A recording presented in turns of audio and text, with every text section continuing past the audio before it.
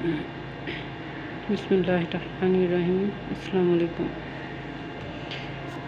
آپ صلی اللہ علیہ وسلم کی پیدائش کے وقت غیب سے عجیب و غریب اور خارق عادات امور ظاہر ہوئے۔ فلسطین میں بحر تبریہ یکایک خشک ہو گیا۔ فارس کا آتش کدہ بجھ گیا، جس کی 1000 سال سے ایک لمحہ کو بھی آگ نہ بجھی تھی۔ شہاب ثاقب کے ذریعے آسمان کی خبریں شیطانوں کو سننے سے روک دیا گیا۔ نبی کریم صلی اللہ علیہ وسلم کو آپ کی والدہ ماجدہ نے کئی دن دودھ پلایا۔ پھر صوبیہ نے چند روز ایسا ہی کیا۔ بعد ازاں خولہ بنت منذر، ام ایمن بنی سعد کی خاتون اور پھر حلیمہ سعدیہ نے یہ خدمت اپنے ذمہ لی۔ حضرت حلیمہ کا بیان ہے کہ جب وہ بنو سعد کی عورتوں کے ساتھ مکہ مکرمہ آئیں تو بجز ان کے دوسری خواتین کو بچے دودھ پلانے کے لیے مل گئے۔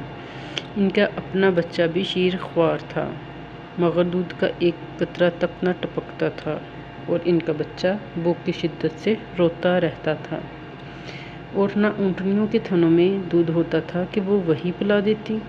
جب آپ صلی اللہ علیہ وسلم کو لے کر قافلہ میں آئیں تو اپنی دائیں چھاتی سے لگایا تو دودھ نے جوش مارا۔ حضرت نے پیا اور اپنی بائیں چھاتی چھوڑ دی، جس سے حلیمہ رضی اللہ تعالیٰ عنہ کے بچے نے پیا۔ اس کے بعد ہی ایسا ہوتا رہا۔ یہ عدل آپ کی جبلت کا نتیجہ تھا۔ بنو سعد میں ان دنوں سخت قحط تھا، مگر حضور کی برکت اور فیضان سے حلیمہ کے مویشی سیر ہو کر آتے، خوب دودھ دوہتے۔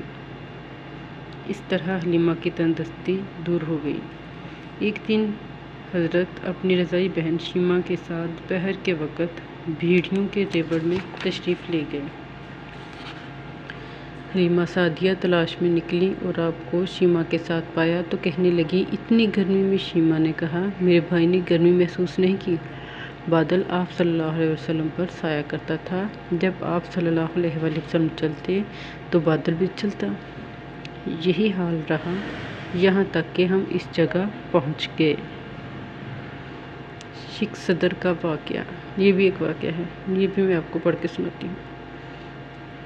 ایک روز حضور اپنی رضاعی بھائی عبداللہ کے ساتھ بھیڑوں کے ریوڑ کے ساتھ تھے کہ آپ کا بھائی دوڑتا ہوا آیا اور کہنے لگا، میرے اس قریشی بھائی کے پاس 2 شخص آئے جن پر سفید کپڑے ہیں۔ انہوں نے آپ صلی اللہ علیہ وسلم کو پہلو کے بل لٹا کر پھر ان کا پیٹ چاک کر کے اس میں کوئی چیز ملا دی اور چلے گئے۔ یہ سنتے ہی میں اور میرے خاوند دوڑے گئے، دیکھا کہ آپ صلی اللہ علیہ وسلم کھڑے ہیں اور چہرے کا رنگ بدلا ہوا ہے۔ پوچھا، بیٹا تجھے کیا ہوا؟ آپ صلی اللہ علیہ وسلم نے پورا واقعہ بیان فرمایا۔ تو پھر حلیمہ اس واقعے کے بعد آپ صلی اللہ علیہ وسلم کو آپ کی والدہ ماجدہ کے پاس لائیں اور حقیقت حال بیان کی۔ تو آپ کی والدہ نے فرمایا، اللہ کی قسم، ان پر شیطان کو ہرگز قدرت نہیں ہو سکتی۔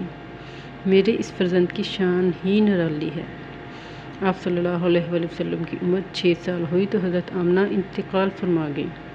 اس کے بعد آپ کے دادا حضرت ابو مطلب آپ کی پرورش کرتے رہے۔ جب آپ کی عمر 8 سال ہوئی تو وہ بھی وفات پا گئے۔ تو پھر آپ کے چچا ابو طالب نے آپ کی کفالت کو بہت اچھی طرح انجام دیا۔ آپ نے 12 سال کی عمر میں ابو طالب کے ہمراہ شام کا سفر کیا، جس میں آپ کی آئندہ عظمت کی چند نشانیاں بھی ظاہر ہوئیں۔ آپ صلی اللہ علیہ وسلم کا جب حضرت خدیجہ سے نکاح ہوا تو میں اس کو بھی آپ سے تھوڑا سا مختصر بیان کرتی ہوں۔ جب آپ صلی اللہ علیہ وسلم کی عمر 25 سال کی ہوئی تو اس وقت آپ کے صدق امانت کا شہرہ دور دور تک ہو گیا تھا۔ خدیجہ رضی اللہ تعالیٰ عنہ نے آپ صلی اللہ علیہ وسلم کی مال تجارت دے کر ملک شام کی طرف بھیجا۔ اس تجارت میں اللہ تعالیٰ نے آپ کو بہت نفع دیا۔ سیدہ خدیجہ نے کسی کو بھیج کر آپ سے عقد کی خواہش ظاہر کی۔ آپ صلی اللہ علیہ وسلم نے منظور فرمایا۔ جب آپ صلی اللہ علیہ وسلم نے ان سے نکاح کیا تو آپ کی عمر اس وقت 25 سال اور سیدہ خدیجہ کی عمر 40 برس تھی۔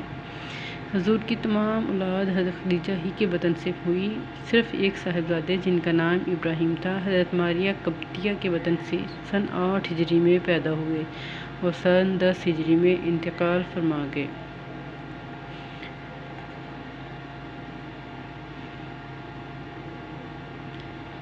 بعثت نبوت نبی کریم صلی اللہ علیہ وسلم بعثت سے 7 سال پہلے ہرا کے غار میں جا بیٹھے اور عبادت کیا کرتے تھے۔ اس مراقبے میں غور و فکر، تمہید و تقدیس الہی کا ذکر بھی شامل تھا۔ 9 ربیع الاول سن 41 میلادی مطابق 12 فروری 610 کو روح الامین خدا کا حکم نبوت لے کر آپ صلی اللہ علیہ وسلم کے پاس آئے۔ اس وقت آپ غار ہرا میں تھے۔ اقرأ بسم ربک الذی خلق پڑھ کر آپ گھر تشریف لائے اور حضرت خدیجہ سے سارا قصہ بیان فرمایا۔ وہ آپ کو اپنے چچا زاد بھائی ورقہ بن نوفل کے پاس لے گئیں جو عیسائی اور تورات انجیل کا ماہر تھا۔ اس نے یہ ماجرا سن کر کہا، یہ وہی ناموس فرشتہ ہے جو حضرت موسیٰ علیہ السلام پر اترا تھا۔ اللہ کی توحید اور اس کی یکتائی کا تصور جب نبی کریم صلی اللہ علیہ وآلہ وسلم نے اہل مکہ اور ان کی وساطت سے اہل عرب کے سامنے رکھا تو وہ بھڑک اٹھے اور آن حضرت کی حق صداقت کی آواز اور رسالت کے فرض کی ادائیگی میں مزاحمت کرنے کے لیے تن واحد کی طرح متحد ہو گئے۔ آپ نے پیغمبری کا اعلان کیا تو حضرت ابوبکر صدیق رضی اللہ تعالیٰ عنہ، حضرت خدیجہ رضی اللہ تعالیٰ عنہ، حضرت علی اور حضرت زید رضی اللہ تعالیٰ عنہ قبولیت اسلام کی اولیت کا شرف اور امتیاز حاصل ہوا۔ حضور نے تبلیغ اسلام کا سلسلہ نامزد حالات میں بھی جاری رکھا۔ رفتہ رفتہ شجر اسلام میں نئی شاخیں پھوٹتی رہیں۔ حضرت بلال حبشی، صہیب رومی، عبداللہ بن مسعود، حضرت عثمان رضی اللہ تعالیٰ عنہ، موسیٰ بن عمیر، خباب بن ارس، عمار بن یاسر اور ان کے کچھ عرصہ بعد حضرت حمزہ اور حضرت عمر بالترتیب کے ایمان لانے سے مسلمانوں کی قوت میں اضافہ ہوا۔ ایک طرف مسلمانوں کی تعداد میں اضافہ ہوتا جاتا تھا اور دوسری طرف حریفوں اور دشمنان اسلام کے مظالم اور زیادتیاں بڑھتی جاتی تھیں۔ جب دشمن اسلام نے مکہ میں کمزور مسلمانوں پر عرصہ تنگ کر دیا تو حضور نے ان مظلوموں کو حبشہ جانے کی اجازت دے دی، کیونکہ وہاں کا حکمران نجاشی منصف مزاج تھا۔ مہاجرین کے پہلے قافلے میں 12 مرد اور 4 عورتیں شامل تھیں۔ نجاشی کے پاس سرداران مکہ نے ان لوگوں کی واپسی کے لیے ایک وفد بھیجا۔ مسلمان دربار میں بلائے گئے۔ وہاں حضرت جعفر طیار رضی اللہ تعالیٰ عنہ نے اسلام کا خوش اسلوبی سے تعارف کروایا۔ نجاشی مان لے آئے اور آن حضرت کی خدمت عالی میں تحائف ارسال کیا۔ سرداران مکہ نے ہر طرح کی عزت رسانی اور ظلم و زیادتی کے بعد آل ہاشم کا معاشرتی مقاطعہ کیا۔ 3 سال تک حضور صلی اللہ علیہ وسلم مع تمام اہل خاندان نبوت کے شیب ابی طالب میں محصور رکھے گئے۔ سن 10 نبوی میں سرپرست چچا ابو طالب اور پہلی شریک حیات خدیجہ رضی اللہ عنہا کی وفات سے آپ کو شدید ذاتی صدمہ پہنچا، مگر آپ کی شاعت اسلام کا فریضہ مستقل مساجی سے ادا کرتے رہے۔ آپ نے طائف اور مکہ کے درمیان بسنے والے قبائل کو دعوت اسلام دی۔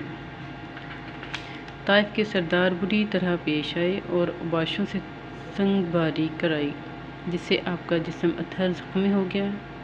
حضرت ابو ذر غفاری رضی اللہ عنہ کے اسلام لانے کے بعد آپ کا چرچا بڑھتا گیا اور رفتہ رفتہ لوگ اسلام کی طرف آنے لگے۔ یہاں پہ ہم ہجرت مدینہ، جو رسول صلی اللہ علیہ وسلم نے مدینہ کی طرف ہجرت کی تھی، اس کا تھوڑا سا ذکر کریں گے۔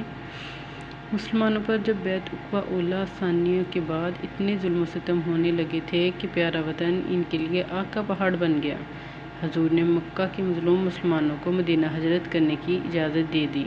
جب نبی کریم کو بھی ہجرت کی اجازت مل گئی تو اسے اپنے بستر پر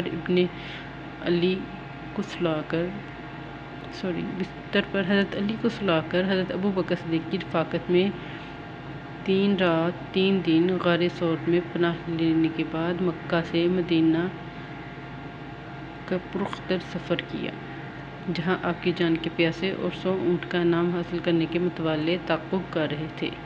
8 ربیع الاول 13 نبوت روز دوشنبہ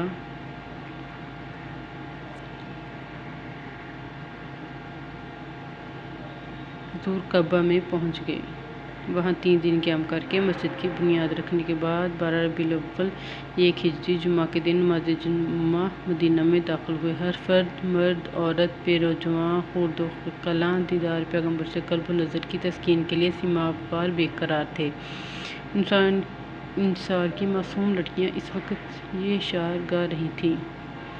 طلع البدر علینا، اس کا میں ترجمہ کر دیتی ہوں۔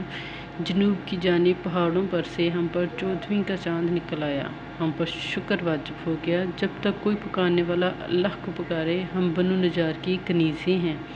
حضرت محمد صلی اللہ علیہ وآلہ وسلم کتنے اچھے ہمسائے ہیں۔